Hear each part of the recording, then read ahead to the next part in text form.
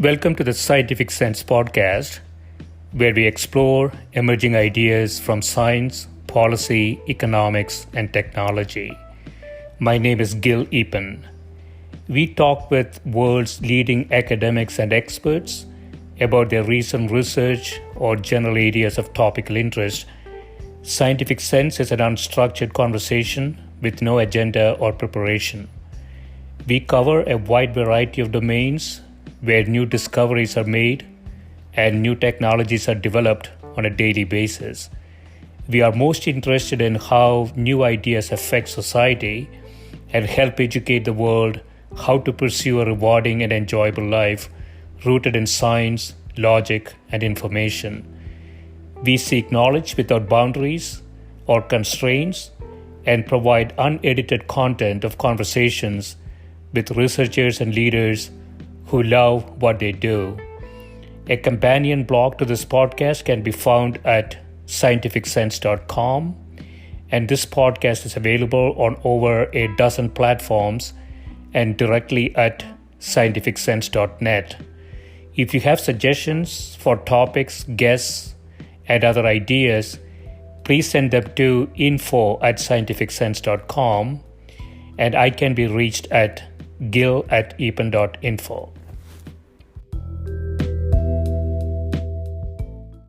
My guest today is Professor Gary Ann, who is a professor of surgery and vice chair of surgical research at the University of Vermont. He specializes in trauma and surgical critical care. His research interests include computational biology, mathematical modeling, and computer simulation, as well as translational systems biology. Welcome, Gary. Thank you very much for having me on.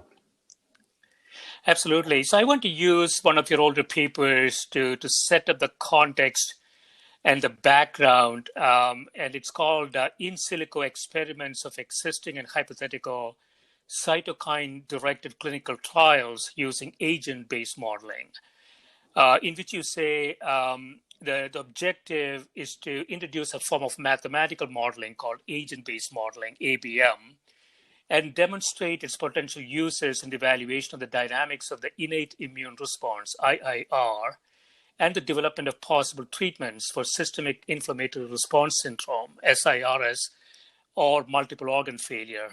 And so before we get into the details of this, Gary, what exactly is ABM, and what's the motivation of getting into ABM in this kind of problem? Sure. I can talk about that a little bit. So agent-based modeling is a form of computational modeling that looks at systems as aggregates of interacting components that operate based on a series of rules. It is, related to, more formal computer science objects like cellular automata. But agent-based modeling, it matches very well with how many of us see the world as working. So when you look at a system that has multiple components, you can have individual components interacting with each other given some sort of radius of information transfer, and then they act upon a series of rules based on that, and then the overall dynamics of the system arises out of those sets of interactions. So many people interact with agent-based models or have experience with agent-based models by going to the movies when people did go to the movies. So these very large like battle scenes or crowd scenes that are under computer-generated imaging are in fact agent-based models. So one of the first examples was from the Lord of the Rings movies, where you can imagine that the battlefield represents this giant checkerboard, and each individual creature represented in that particular battle is a standalone little computer program that has relatively simplistic stand and fight rules. And when the armies meet each other, then the individual agents undergo engagement and they follow their rules, and then you get this kind of very biomorphic type of behavior. Now, one of the characteristics of agent-based modeling is that it produces paradoxical behaviors where you can't necessarily infer the behavior of the overall system based on the behavior of individual rules. So like in the the CGI example, when they first did these simulations, they could not actually get the armies to fight. They would program what they thought were very reasonable standard fight rules, but once you had populations interacting, it manifested this exploit where the armies would retreat almost immediately upon contact. So one of the benefits of this type of modeling is where you can have what you think are relatively confident ideas about how individuals behave, but when you take them into aggregate, you get these population effects that that result in counterintuitive and paradoxical behavior. So if I understand this correctly, Gary, if I have a set of heuristics or set of rules, and each of those rules by itself is sort of simplistic. So both the objective function that agent might want to minimize or maximize, or the rules that agent might want to operate under, are relatively simple.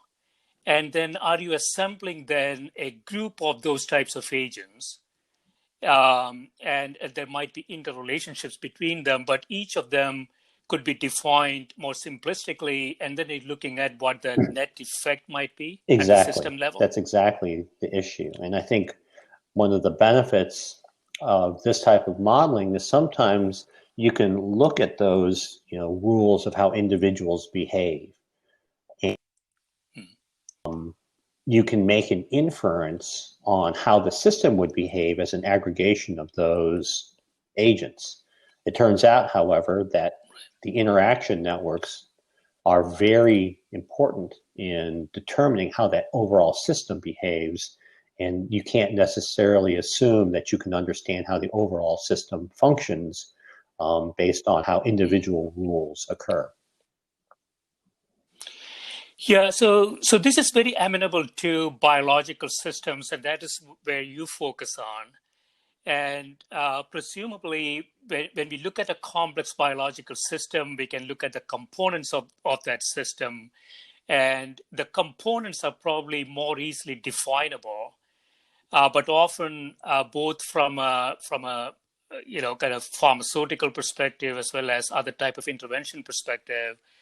The net effect of a set of actions is often very, very difficult to define prescriptively, right? So is that the idea that you can define the biological agents, different categories of them, define them more simplistically, and then step back and see how, if you turn them all on, what the net effect is going to be in the biological system? Yeah, that's very close to what the intent is. So, the traditional reductionist method of biomedical research, which is to take a system and reduce it into experimentally investigatable parts, right? That is kind of what the tradition of biology is you look at tissues, and then you look at cells, and then genes, et cetera. There's this kind of taking apart process in order to get, let's call them linearly reducible questions that can be answered with an experiment.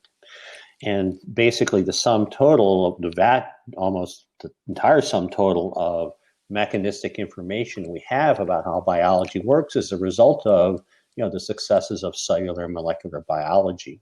So as it turns out, the vast amount of knowledge about how these systems work is characterized in sets of rules about how cells behave or molecules behave or genes behave under certain types of conditions.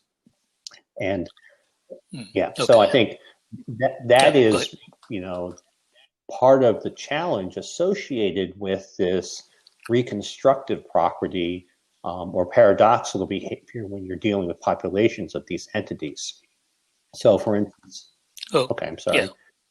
Yeah. So if you're talking about a traditional drug development pipeline, you have a punitive target, you investigate that target in a series of in vitro experiments, cell cultures, and you basically scale up till, you get to preclinical animal trials, and then you try them in humans.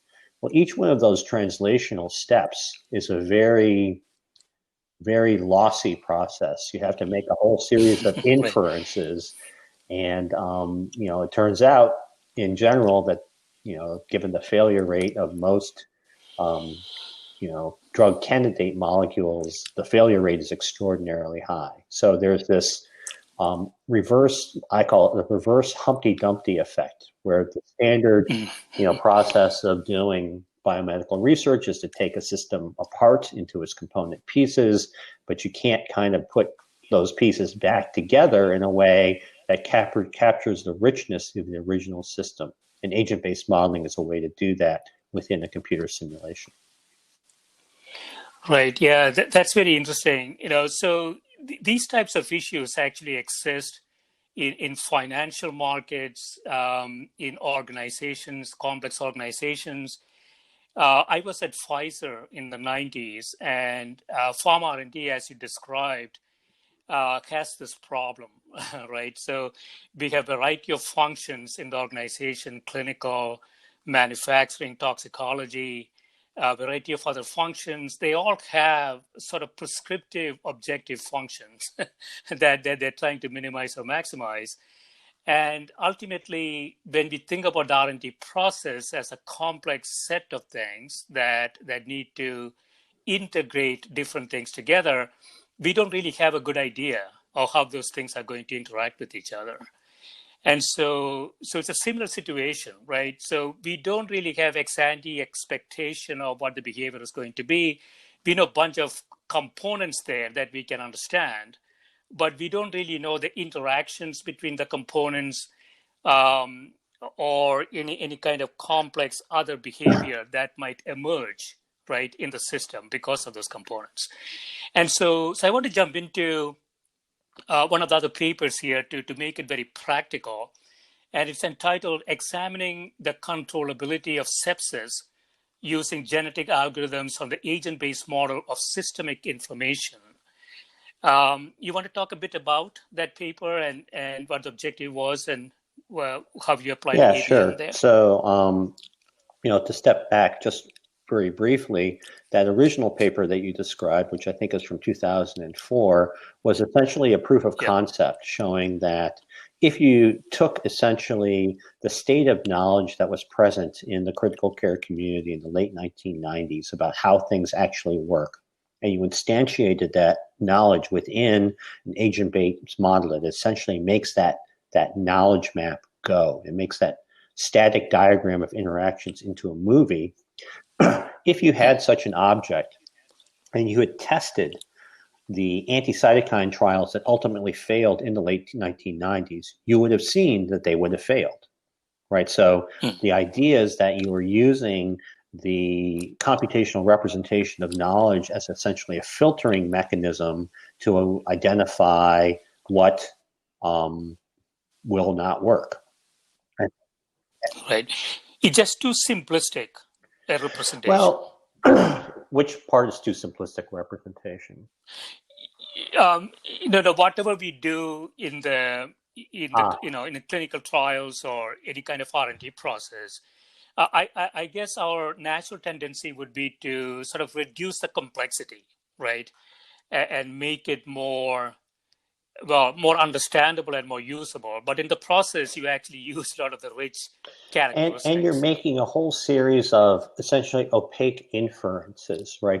The supposition is that a rat or a pig under tightly controlled experimental conditions somehow reflects the clinical problem. I think that is an issue. So this model, the idea of using an agent-based model for an in silico trial is essentially a hypothesis verification object task, right? Because there is no opacity for the computational model. It only includes what you put into it. It doesn't have any sort of hidden features, and therefore that computational object represents a pretty objective representation of how you believe something works. Now, so the model, the in silico trial, gives your hypothesis the benefit of the doubt. It's like, okay, there's no hidden features, there's no inefficacy of the drug, in terms of biodelivery, there's no protocol divergence or whatever, right? You were saying you believe the system works in this particular fashion. You believe that interdicting that system in this particular way will work. This will see whether or not it works, and it doesn't work. So so at that point in time, the result was kind of a negative one, meaning that you can't say what's going to work, but you can say what's not going to work. So it took 10 plus years before I figured out a way to identify what actually would work. And that is the second paper you referred to, the use of genetic algorithms, which is a computational method, essentially uses evolutionary principles for an optimization task. So what we did was we took the old model that had been demonstrated to disprove the efficacy of mediator-based therapies for sepsis, of which there are none. And sepsis is just sort of a very very high inflammatory response and a very high mortality rate too, right? So people are pretty sick when they are. They are. This is another issue with sepsis, is that the definition of sepsis varies, and it's very heterogeneous, and it's very let's call it consensus or political based. It's not terribly biologically based, and I've written about that as well. But suffice it to say that it is essentially what people who are in the intensive care unit die from. It is received more recent notice because cytokine storm associated with COVID is sepsis-like condition. It's basically disordered acute systemic inflammation. All right. So the idea then was, now we have this computational object, and can we use it as a proxy system to investigate whether or not it can actually be controlled in a prospective fashion? So I'm gonna refer back to a paper that's not one of mine, but some that you might be interested in, and when your readers would be interested in, which is called "Can a Neuroscientist Understand a Microprocessor?" And it's a variant of this old paper from, I think, 20 years ago that asked whether or not biologists can understand a radio. And basically it is a example of whether or not the tools that are used in biology can actually gain any sort of meaningful information about the system you're trying to study.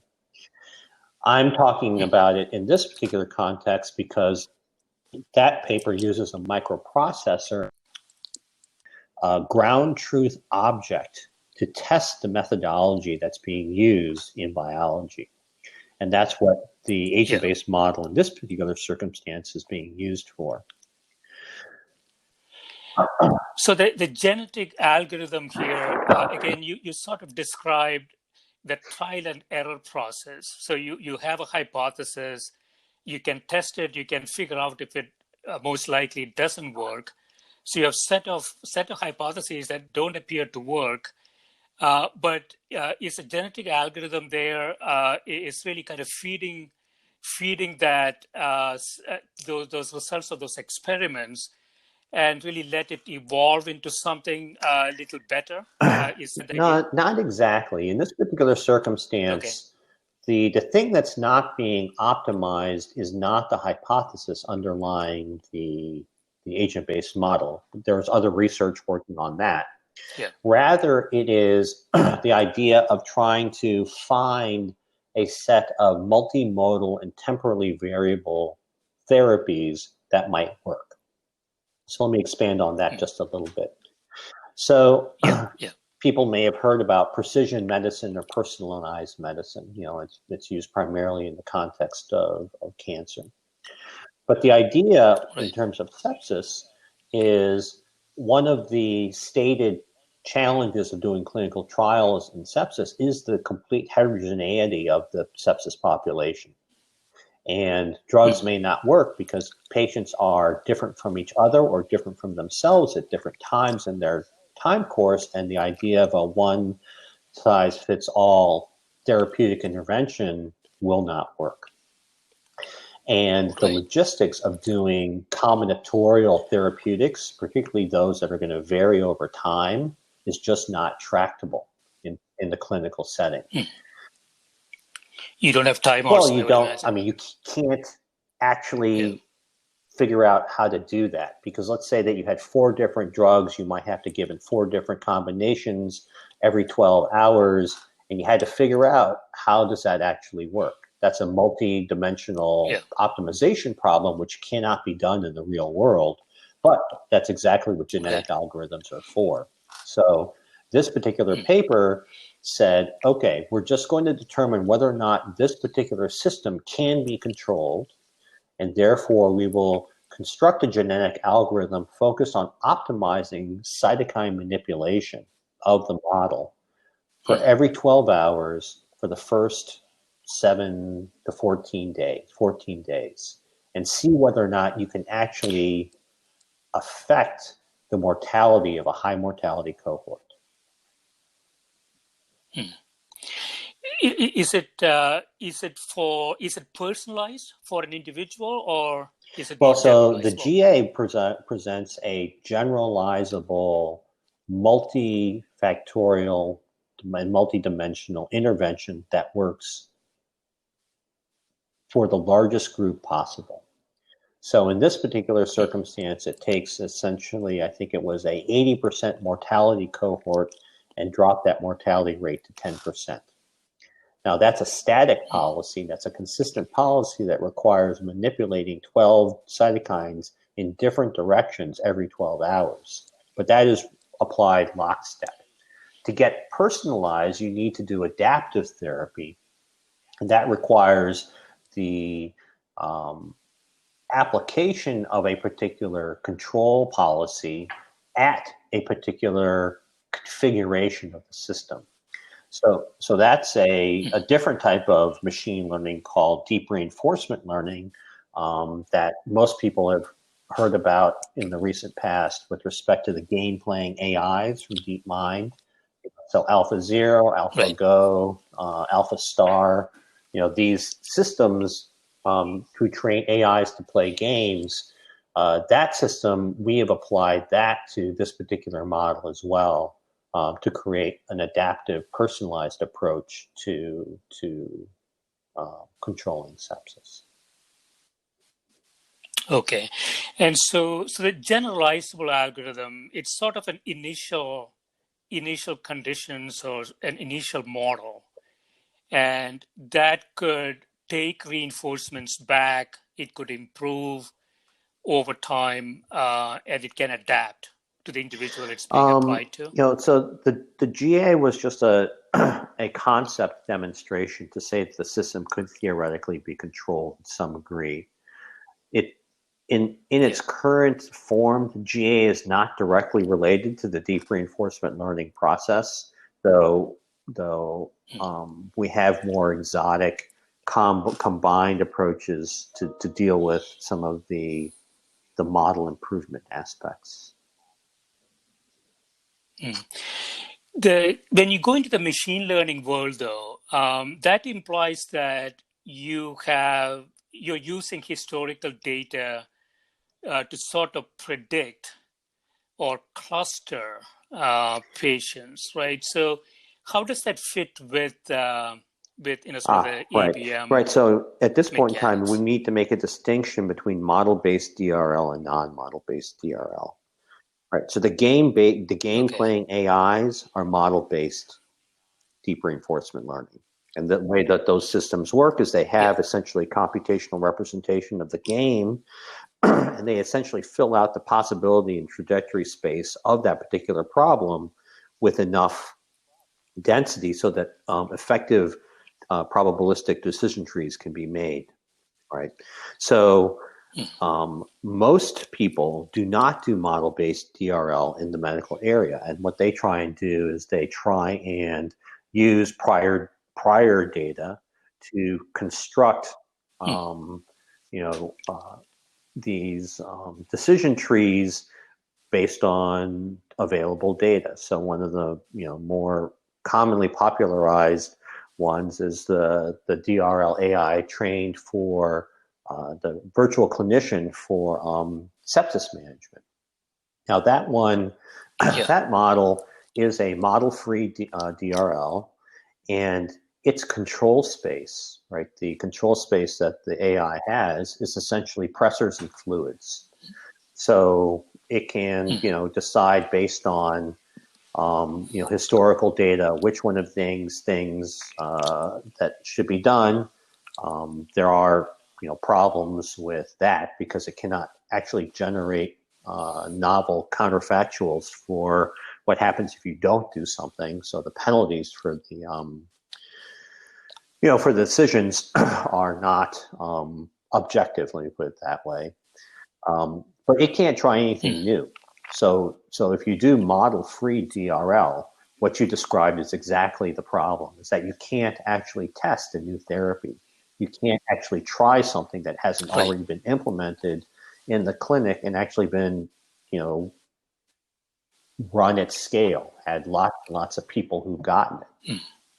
So alternatively, our model-based DRL is much more similar to the DeepMind projects in so much that the IRABM, the agent-based model, is that instantiation. It is the model upon which the AI agent learns. So it will run, millions or billions of potential trajectories and manipulate the system, in that particular fashion to come up with a policy embedded within the AI that controls that particular system. Okay. Gary, we'll take a quick break. When we come back, we'll talk more about, you have another paper in the area of sepsis, and then we talk a bit about the crisis in reproducibility paper as well. All right. Okay.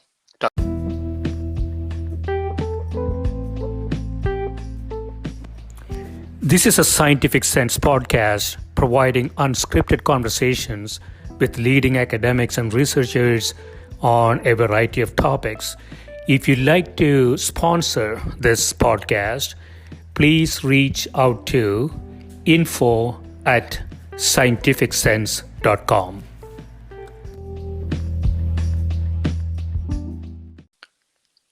So we are back. So Gary, we were talking about sepsis before the break and some of the agent-based modeling that you do, genetic algorithms, machine learning techniques. You have another more recent paper in the area of sepsis entitled Sepsis Reconsidered, Identifying Novel Metrics for Behavioral Landscape Characterization with a High-Performance Computing Implementation of an agent-based model. Again, sepsis, as you say here, affects 1 million people in the US per year, very high mortality, up to 50%, and requires more than $20 billion a year in hospital costs. So it's a big problem. And as you described, it is not very highly defined. It is very heterogeneous, so it's often difficult to precisely treat. And so it's very amenable to these types of mathematical modeling. You want to talk about a bit about what this high-performance computing platform does in the ABM context?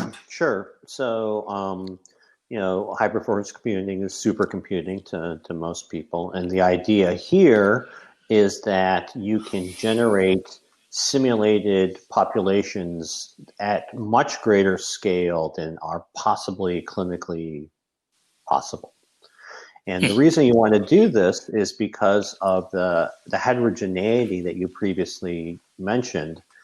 There is a vast gap between the definition of sepsis and the definition of severity of illness, which is very much characterize at the organ level phenotype, organ dysfunction level phenotype, from the cellular molecular knowledge that we have about this system, cytokines, cell populations, etc.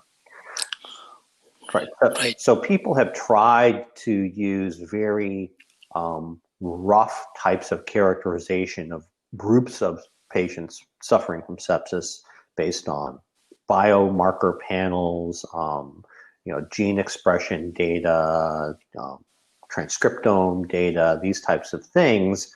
But I think the challenge is that it is a moving target, as alluded to in the prior section, that a patient on day 1 is not the same patient as that patient on day 5, right? And may require something different.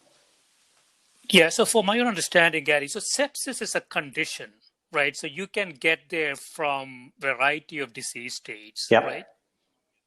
And so that's the issue. So you could get there from a lot of different initial conditions, and as you say, once it has different stages. And is it as diverse as cancer, that anybody's sepsis is different from anybody else's sepsis, how it progresses? Probably not quite as diverse as cancer, given the various types of ways that tumors can behave, but it is clearly very heterogeneous. To take your example one step deeper, people who have certain types of medical comorbidities like diabetes, obesity, smoking, cardiac disease, etc., have differential responsiveness to systemic insult, and therefore they respond in a different fashion. So this paper that we're talking about now is an attempt to essentially map out the landscape of all the possibilities that are there with respect to trajectories of systems through cytokine space. And what I mean by cytokine space is, if you imagine every single mediator that you could measure, it represents a different axis in this multidimensional conceptual space that an individual patient will pass through as they go through their course of disease. Right. So if you have the predictability, if you have early intervention, is that a condition you can avoid? It turns out that this paper suggests that that's not possible, right? And part of the reason for this paper is to, as I alluded to with the neuroscientist and microprocessor paper, is to say, don't do this thing because it's not going to work. And we can prove that it's not going to work using a proxy system. So what we set out to demonstrate is, with a model for which we have ground truth, there are no hidden variables, and there is we can sample it every single time step, right? So there's no issue with respect to data density. So let me step back for a second. The invariable, let's call it excuse, for the failure of predictive biomarker panels is that there isn't enough data, or they need more data. Right. Now that's a path to infinite regress, because you can always ask for more data. Right. You can always ask for more data. Yeah. So what this project was focused on is say, okay, we will have a system which we recognize is vastly simpler than the immune system, vastly simpler. But it's pretty complex and reproduces the main dynamics associated with sepsis. And we will there is no data paucity there. This is where the supercomputing component comes in. Because we run these simulations on a supercomputer, there is no limit to the amount of data that you can have. And therefore, you can have complete state identification of the system at every single time step possible. So every 6 minutes, across this multidimensional cytokine space for 90 days. I mean, that is a lot of data. And once you get that data, you want to say, can you predict, based on any sort of biomarker panel that you come up with, whether or not that system is going to live or die? And you cannot. It turns out that there is no, and I make the qualification, there is no linear combinatorial biomarker panel that can predict outcome for this system. So you say here that it examined by simulating over 70 million sepsis patients for up to 90 days. So this is simulating patients and patient behavior. So presumably you have a set of heuristics there, or set of rules there. Well, it's the IRABM, the model we talked about previously. The model you talked about. Okay. Right. Okay. And the key here is that a quote unquote simulated patient isn't like a complete organ, containing individual. A simulated patient is one run of that particular agent-based model. Right. Okay. But the data being generated obviously is dependent on what you have in the model, though, right? So ultimately, what is being tested here? What is being tested is whether this approach of looking for a biomarker panel for it's not viable. It doesn't. There is no way that system will work, because we have taken away the complaint or the excuse that we don't have enough data and we don't have enough temporally rich data. And this is for a system that is much simpler than the real world. Right. So if you can't even do it for a simplified version of the real world system, the model is complex, but it's orders of magnitude less complex than the real human system. So even with a simplified system for which you have ground truth, for which there is no limitation on the data that you can acquire, if you use standard attempts to construct predictive biomarker panels, you will not get areas under the receiving operating curve better than about 70%, which is essentially a guess. Okay. And so just to repeat that for my own understanding, so if you put into sort of a simulation of a simple model in this area, and do that, for a large number of trials, and look at predictability of a patient progressing into sepsis, even with that simple model, there isn't enough predictability. So you argue, if you really look at real systems, real patients, your ability to predict if that patient is going to go into sepsis or progress into worse conditions is close to zero. Using traditional methods. Traditional methods. So the novel metrics that are alluded to in the title of this particular paper are the construction of these things called probabilistic basins of attraction and stochastic trajectory analysis graphs that do give you additional insight into what the possible outcome of a particular configuration is based on their particular position in cytokine space.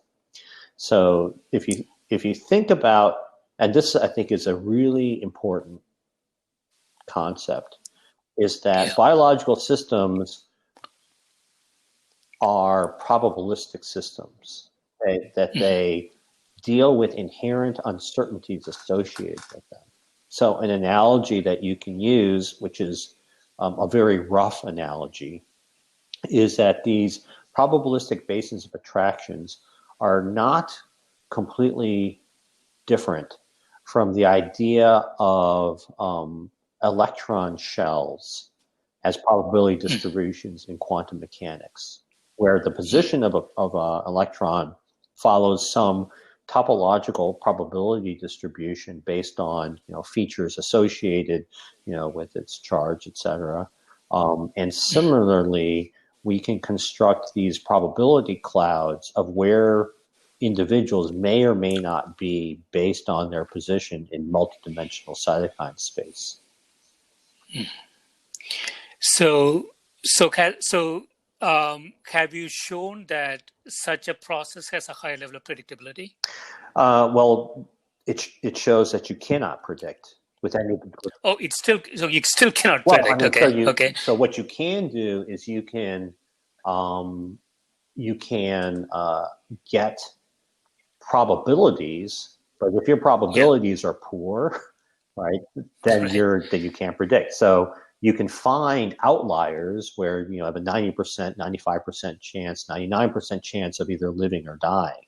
But those are almost trivial cases because those are readily identifiable clinically. The tricky parts are the ones where the probability distribution is about 50%. And there's a vast region in cytokine space where this is a problem. So we have, not to keep taking tangents, but we've actually addressed this to a certain degree by training an artificial neural network to function as a predictor or a forecaster for the behavior of this particular system, not too dissimilar from how the Weather Service uses mathematical models to predict the future trajectory of a hurricane. Similar to that particular process, the uncertainty is due to a different issue, but you have this essentially forecasting cone that, given a particular set of data and a particular position, we can give you a probability distribution moving forward, 30 minutes, 1 hour, 6 hours, 12 hours, about where that system is going to be. And then you need to update that system with new data to reset what that cone is. So we have more recent work that uses machine learning to train artificial neural network to do this. And this, I think, is kind of the future of predictive analytics, because you're going to need that density of trajectory coverage to be able to do any sort of meaningful prediction if you're looking at biomarker data. Right. So in a practical context, then does it have value in designing an intervention? At this point, it doesn't exactly do that, though. Combining it with the DRL work we discussed earlier, eventually, it's my contention, it's the only way that you can do it, right? Because that's how control systems in every other field of technology function, that they have a underlying mathematical model or data model, if it's simple enough, that is operated upon by a trained system, be it an expert system or a neural network. So I think in the future, I think it has to be this way, because you can't actually get that sort of density of possibilities from the real world. So there are probably maybe 20,000 patients, septic patients, for which there exists data in all of human history, right? That's a fraction of the 70 million that we simulated. And you aren't going to be able to fill out that multidimensional trajectory space using clinical data. It's impossible. Yeah, it's, without knowing a lot about it, my feeling is that these biological systems are chaotic systems, and you alluded to it, they could be quantum mechanical. And so our attempts to really understand it more from a component basis have always failed. So R&D processes, and I think you talked about this too, there is very little correlation between animal models and human models, but we go through this feel-good exercises in pharma R&D as if that is a very useful thing. But ultimately, it doesn't really increase lot of understanding, right, of how human systems ultimately react to it, right? Yeah. So I think it's easy to be very hard on the pharmaceutical or the biomedical research community, but they're not at fault because they don't have anything else, right? Right. So these reductionist methods are necessary because you can't figure out in any other way how something actually works. So there's a synthesis part of this that's missing. So if you don't mind, I will take this opportunity to jump into that Crisis of Reproducibility paper, because it is directly related to this issue. Right. So for those of the listeners who don't know what the crisis of reproducibility is that in multiple biologically related fields, some of the seminal papers that form the basis of, multiple billions of dollars of drug design cannot be reproduced by other laboratories, right? So it calls to question this kind of epistemic crisis of what is actually known and how much can we trust what we actually know. Now, if you're a basic scientist, you know this intimately, because if you have a particular experimental system, highly engineered and calibrated to your particular setting, every time you get a new postdoc, every time you change the species of your mice, every time you change the feed, that model breaks, right? That model is very, very brittle. And that must cause you, it should cause you to question how reliable is the knowledge I extract from this particular experimental platform if it breaks when I do what are essentially trivial things to the real world, environment of disease. So that the challenge that biomedicine has is it has no way of deciding what is similar between this system and this other system, right? They do it in a very kind of descriptive sort of way, but it isn't rigorous. It's not objective, right? So when you take a mouse, right, and you do something to it, and then you say, okay, what is the essential mouseness of this particular representation of what we think is happening?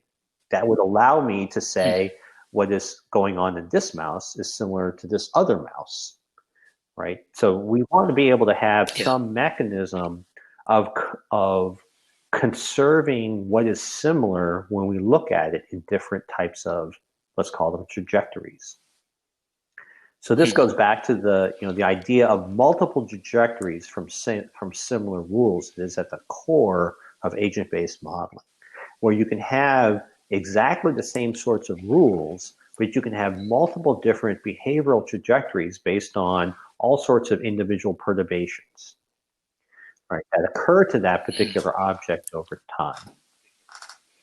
So my contention. Yes. Go ahead. I'll let you.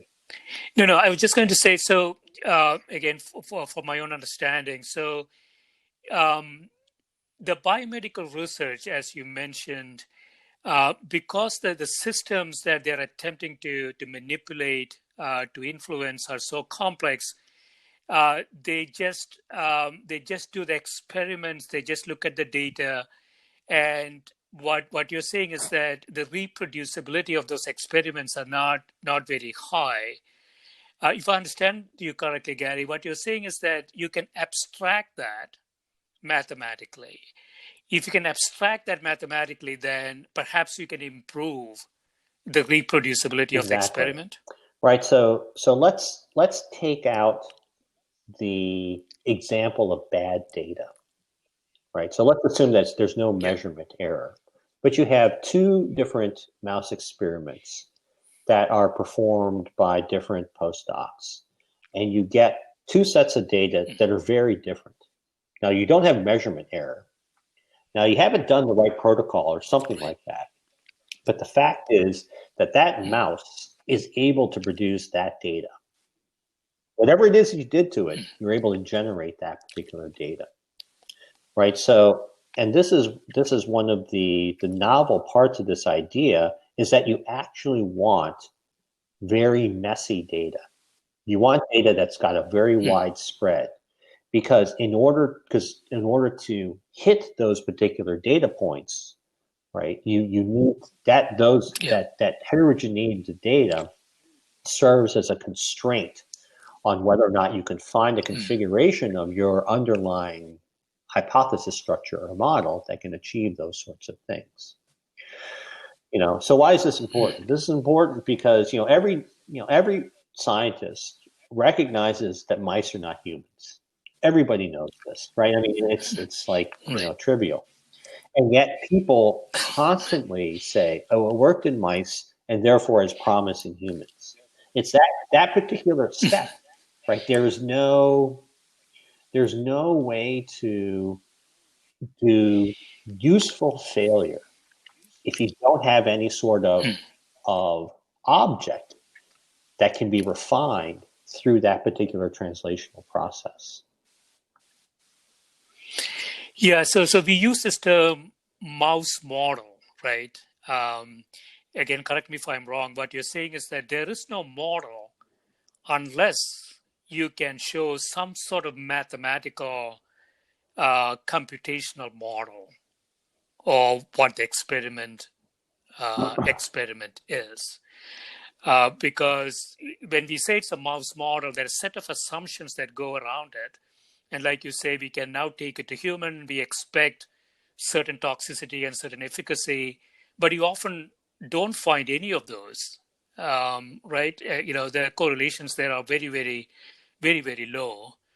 And so are you saying, Gary, that there is no mouse model unless you can show a mathematical representation of it? I think saying no model is a little bit, too encompassing, because model is a very, generic term. So clearly, that model can be implied. Yeah. But I think what is missing is a consistent representation of what it is that you're saying is happening in that mouse that is now also happening in that human being. Right. So as a mammal, a mouse has very many of the same cellular features associated with the inflammatory response. Now we know that the mouse inflammatory system behaves very differently than the human system, but the core components of that system as a mammal are shared. So my contention is that the variance between those two organisms can be reflected as in the parameters that are associated with the model, right? Because that essentially affects the gain and the strength of the interactions that are present, which very often is the result of genetic variability, right, or epigenetic variability. Right. And if there is a process of scaling it and scoping it, then even before running the experiment in a scaled up and scoped up system, you will have certain expectations. That's right. You would have some way to anticipate, based on your prior experience of using the model as this translational object, to say whether or not I have a reasonable expectation that this intervention is or is not going to work. Right. And so this has applications to both sort of reducing the number of experiments that need to be run and or increasing the success rates potentially, right? Exactly.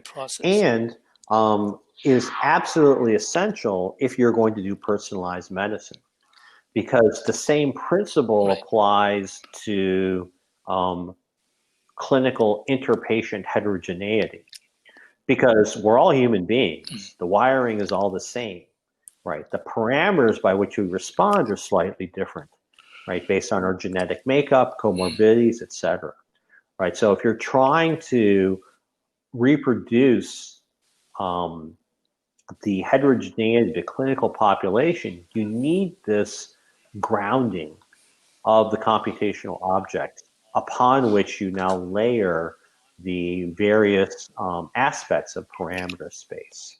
And that's discussed in this the Sepsis Reconsidered paper as well. The concept of parameter space as a representation of interpatient heterogeneity. Okay. So this is a very interesting research area, Gary. So in conclusion, if you look forward 5 years, clearly, the computational capabilities are increasing almost exponentially. We can solve very complex problems now. There's problems we couldn't even think of solving just 5 years ago. So if you look forward 5 years, where do you think this type of an idea would go? And from your perspective, where might it have the highest applicability? Well, I have to say that I have been very discouraged over my 20 years of working on this. Because when I started with this, I thought, Yeah. well, of course, this makes perfect sense, and that's not how the scientific community works. So my hope is that there is some generalized realization of the importance of dealing with partial knowledge or uncertainty. And this is a whole nother topic, right? But the idea that a partially okay model is very useful is important. I'm not going to say the George Box quote, which I absolutely despise, but the idea is that a very useful model can be obtained from something that's not a complete representation of the system that you're dealing with. I think what's necessary from my standpoint is a concrete use case demonstration that this works, right? That the use of a agent-based model as a proxy system for which you design a controller and then you have the ability to execute that control in the real has a demonstrated efficacy in improving a individual's outcome. That is the thing that we're striving for. Whether we can do that in 5 years, I'm not sure, but that is the hope. Yeah, and the difficulty there obviously is you have to show that you're beating a human, right? That's your competition. And the human comes with a lot of intuition, experience, and even information that the human can really describe but exist in his or her brain, right? So that is where the contention is going to be. Can we demonstrably show superiority to a human? Or it's not something that you that's think actually about? not the problem, because I'm not competing with a clinician. I'm competing with the pharmaceutical industry. Yeah. Right. So the pharmaceutical industry has a failure rate of 99.999%. Right. And we have diseases like sepsis for which there is no approved therapy. So coming up with anything that works is going to be a win. Right. And it's, 20 years ago when I was doing this, it took a drug from idea to market about $1.4 billion to get to market. With inflation and everything, it's about 1.7, 1.8 billion, adjusted for attrition, of course. And so there's a lot of economics there, even if you can show some slight improvement. Yeah, and I think, I showed this graph. It's from several years ago that shows efficacy in drugs to market based on expenditures, and it did not look good. Now that graph is reversed in the last 4 to 5 years, but it's because the goalposts have been moved in terms of what is considered to be acceptable for a drug. This is primarily in cancer. So again, a different topic, but I think that the fundamental scientific challenge persists. Right. Excellent. Yeah, this has been great, Gary. Thanks so much for spending time with me, and good luck with these ideas. I think it's really. All right. Thank you very much for the invite, and it's been a pleasure speaking with you. Okay. Thank you. Bye.